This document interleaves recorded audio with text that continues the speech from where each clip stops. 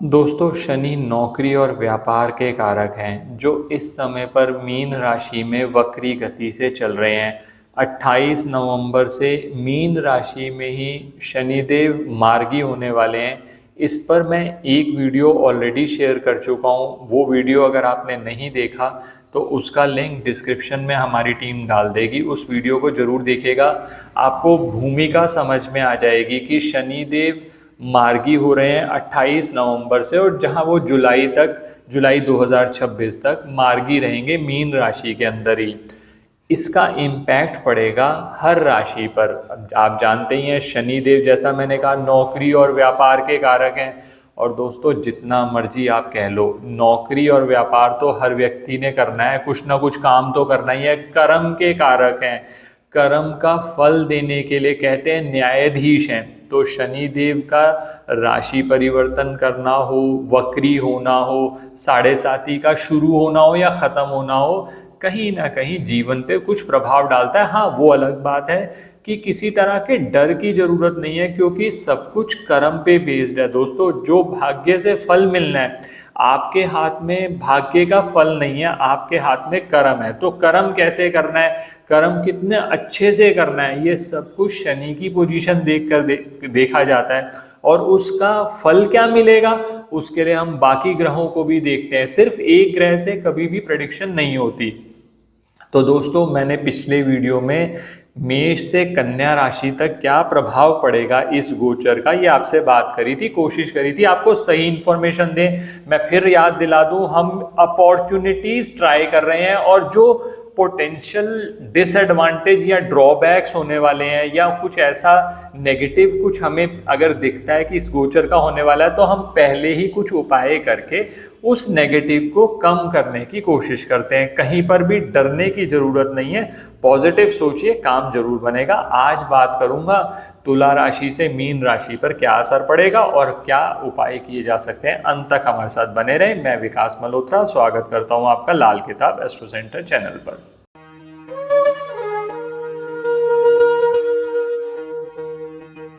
अब दोस्तों, सबसे पहले तुला राशि पे बात शुरू करता हूं। अब तुला राशि वालों के लिए एक बार याद दिला दूं कि ये जो हम सारे रिजल्ट्स पे बात कर रहे हैं, ये चंद्र राशि के हिसाब से हैं मुख्यतः। लेकिन अगर आपकी नाम की बोलने वाली राशि भी जैसे तुला राशि है, तो भी आप ये रिजल्ट देख सकते हैं, या तुला लगन है तो भी आप देख सकते हैं।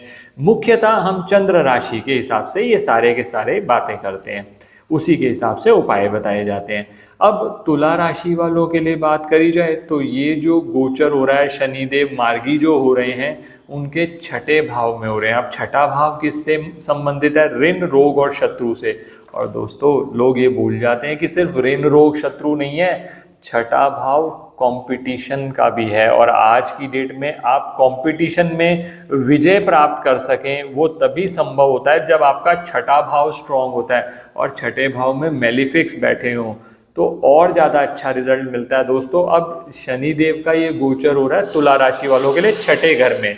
अब किस तरह से इम्पैक्ट डाल सकता है, तो सबसे पहले तो छठे भाव में जब गोचर होगा ना, तो कहीं ना कहीं से आपका कंपटीशन बढ़ेगा। लेकिन उस कंपटीशन को जीतने की जो कला है, जो एबिलिटी है, वो आपको मिलेगी। क्योंकि शनिदेव का जब गोचर होगा ना 6th हाउस में आपके, तो आप शत्रुओं पर विजय प्राप्त कर लेंगे। वैसे भी शनिदेव अगर 6th हाउस में गोचर करते हैं ना दोस्तों, तो ये माना जाता है कि आपके ऋण, रोग और शत्रु खत्म हो जाते हैं। तो बहुत पॉजिटिव है। बहुत लोग कहते हैं सर तुला राशि के लिए छठे भाव में गोचर है, छठा भाव तो ऐसा होता है वैसा होता है। छठा भाव सिर्फ एक पॉइंट ऑफ व्यू से मत देखिए, छठे भाव के साथ साथ उसके कारक ग्रह भी देखिए, और कौन सा ग्रह गोचर कर रहा है उस पर भी डिपेंड करता है। फिर भी आप कह रहे हैं, मान लीजिए आपको कुछ दिक्कत हो रही है, तो सबसे अच्छा उपाय आपको बताता हूँ, आप नियमित तौर पर गौ माता की सेवा करनी शुरू करो। अब जैसे सर्दियों का समय आया है, तो थोड़ा सा, जैसे आप मान लीजिए रोटी खिलाते हैं, तो उसके साथ गुड़ भी खिलाना शुरू करिए, थोड़ी मात्रा में, ज़्यादा मात्रा में नहीं, तो और बेटर आपको रिजल्ट मिलेंगे। तो सबसे पहला काम तो तुला राशि वालों के लिए ये किया जा सकता है। अब बात करते हैं वृश्चिक राशि की। दोस्तों, वृश्चिक राशि वालों के साथ ना एक प्रॉब्लम हमेशा रही, जो 8 का नंबर होता है ना दोस्तों, वैसे भी वो शनि का नंबर माना जाता है। और वृश्चिक राशि वाले इस वीडियो में कमेंट्स में भी बताइएगा, अप्स एंड डाउन्स बहुत ज़्यादा रहते हैं, लेकिन ना वृश्चिक राशि वालों के साथ एक फ़ायदा है, वो फाइटर्स हैं। वो ऐसा नहीं है कि अगर वो डाउन हो जाएंगे तो वो उनको कई लोग राइट ऑफ कर देते हैं, यार ये बंदा अब नहीं उठ पाएगा, लेकिन वृश्चिक राशि वाला उठ के 100% आता है, ये लिखवा लीजिएगा। और वृश्चिक राशि वाले अपनी नेचर के लिए कमेंट जरूर करिएगा कि मैं ठीक कह रहा हूँ या नहीं। अब वृश्चिक राशि वालों के लिए दोस्तों ये गोचर हो रहा है 5वें भाव में। अब 5वां भाव संतान संबंधित माना जाता है, 5वां भाव फ्यूचर के लिए देखा जाता है। 5वें भाव को हम लाल किताब की भाषा में कहते हैं मुस्तकबिल का ज़माना, यानी आप अपने फ्यूचर के लिए कितना करेंगे एफर्ट, वो 5वें भाव से देखा जाता है। हायर एजुकेशन भी, जब हम बेसिक एजुकेशन देखते हैं 2nd हाउस से, फिर 4th हाउस से, फिर 5th हाउस से, और जब अल्टीमेट देखते हैं वो हम 9th हाउस से देखते हैं। तो अब 5th हाउस में पढ़ाई में दिक्कत आना बच्चों के लिए, या संतान संबंधी दिक्कतें आना बड़ों के लिए जिनकी मैरिज हो चुकी है, ये देखी जा सकती हैं। अगर बहुत ज़्यादा समस्याएं आ रही हैं दोस्तों, तो इसमें एक काम करना शुरू करिए, मंगलवार वाले दिन नियमित तौर पर हनुमान चालीसा का जाप, और अगर संभव हो आपके लिए तो मंगलवार को जाकर हनुमान जी के मंदिर में वहाँ जाकर लड्डू का भोग लगाइए, बूंदी के लड्डू का, वहीं हनुमान चालीसा पढ़िए, और जब बाहर आते हैं जो व्यक्ति बैठे होते हैं वो प्रसाद बांट दीजिए, बूंदी ले गए तो बूंदी बांट दीजिए। तो ये जो वृश्चिक राशि वालों को अप्स एंड डाउन्स देखने पड़ रहे हैं ना, इस तरह से 8 की आप जब आकृति देखेंगे ना तो उसमें वो अप्स एंड डाउन्स दिखेंगे आपको। और वृश्चिक राशि वालों के साथ एक बहुत पिक्यूलर समस्या होती है कि वो ये कहते हैं कि सर हमें अपने एफर्ट का कभी भी पूरी तरह रिजल्ट नहीं मिलता, बहुत हद तक, मतलब आप 100 में से अगर 90 केसेस देखेंगे तो ये मिलेगा, मतलब मैंने 100 का एफर्ट किया तो मुझे रिजल्ट जो मिल रहा है 10 का मिल रहा है, 15 का मिल रहा है, 20 का मिल रहा है, कभी 50 तक भी नहीं जाएगा। 100 का 100 तो चलो मान लिया जाए कि किसी को भी नहीं मिलता, लेकिन वृश्चिक राशि वालों के लिए के साथ ये पिक्युलर चीज रहती है। तो वृश्चिक राशि वाले ये उपाय कर सकते हैं। अब बात करता हूँ धनु राशि की। धनु राशि के लिए ये गोचर हो रहा है 4थे भाव में। 4था भाव सबसे पहले तो माता के लिए देखा जाता है, 4था भाव सुख स्थान भी माना जाता है। शनिदेव का वहाँ गोचर करना, सबसे पहले माता की सेहत में कोई ना कोई समस्या आना, उसमें एग्रेवेशन होना, इसकी पॉसिबिलिटी बनती है। दूसरी बात दोस्तों, घर के अंदर गृह कलेश का बढ़ जाना, अचानक ही कुछ ना कुछ लॉसेस हो जाना, और इवन अगर आप मकान बना रहे हैं तो मकान बनाने में समस्याएं आना।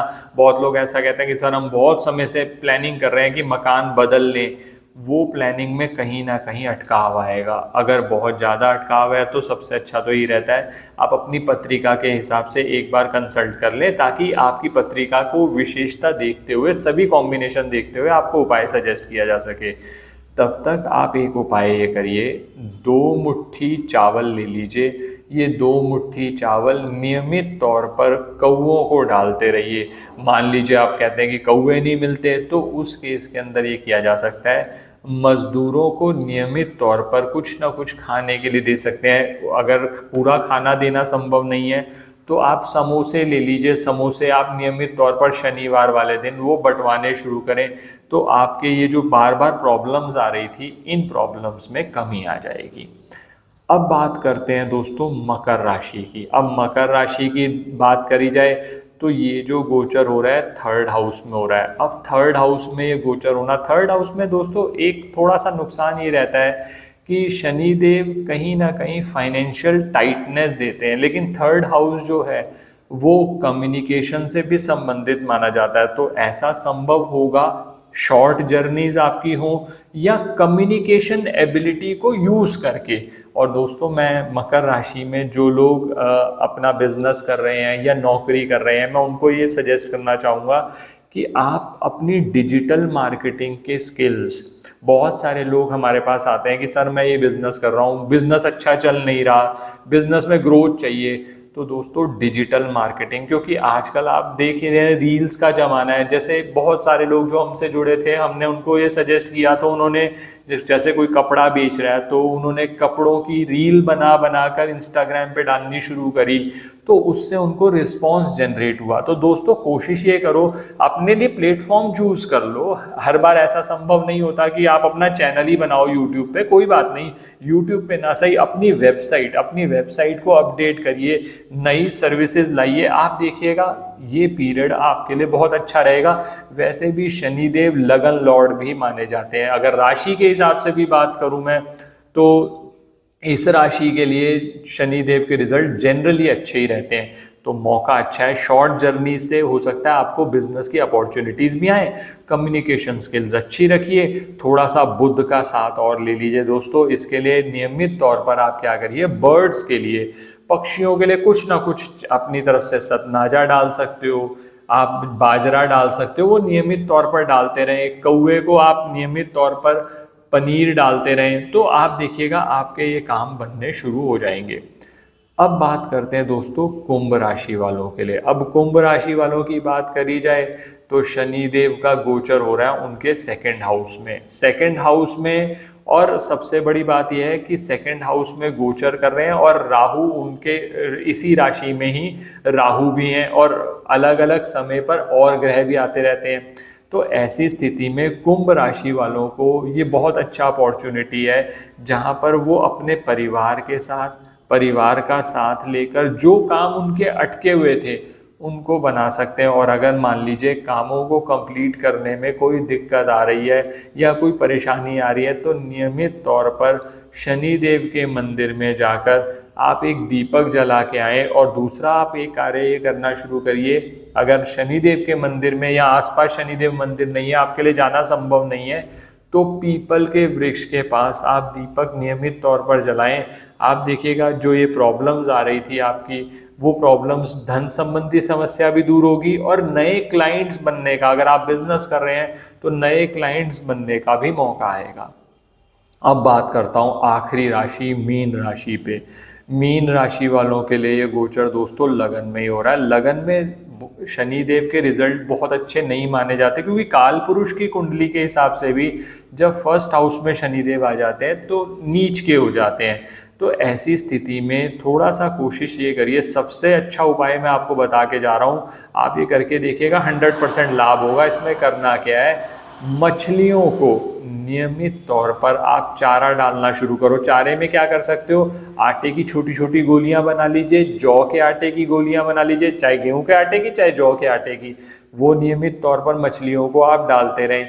और दूसरी बात दोस्तों, धर्म स्थान के अंदर जाना, धर्म स्थान में जाकर अपनी सेवा देना, अगर आपके लिए संभव है लंगर सेवा आप दे सकते हैं, गुरुद्वारे में जाकर जूता सेवा दे सकते हैं। इससे जो शनिदेव की संबंधित समस्याएं भी आ रही थी, कोई आप कह रहे थे कि सर मेरे को 7.5 से संबंधित कुछ समस्याएं आ रही हैं, वो समस्याएं भी आपकी निवारण हो जाएगा। तो दोस्तों इस तरह से अगर आप इस गोचर को देखेंगे, थोड़ा पॉजिटिव एटीट्यूड लेके चलिए। मैंने जैसे पिछले वीडियो में भी आपको कहा था कि शनिदेव के उपाय नियमित तौर पर करो, और अगर बहुत ज़्यादा आपको दिक्कत आ रही है तो छाया दान कर सकते हैं। छाया दान के अंदर आप अपनी छाया, तेल में छाया देखकर दान किया जाता है। इस पे मैंने अलग से वीडियो शेयर किया हुआ है, आप वो वीडियो देख लीजिएगा।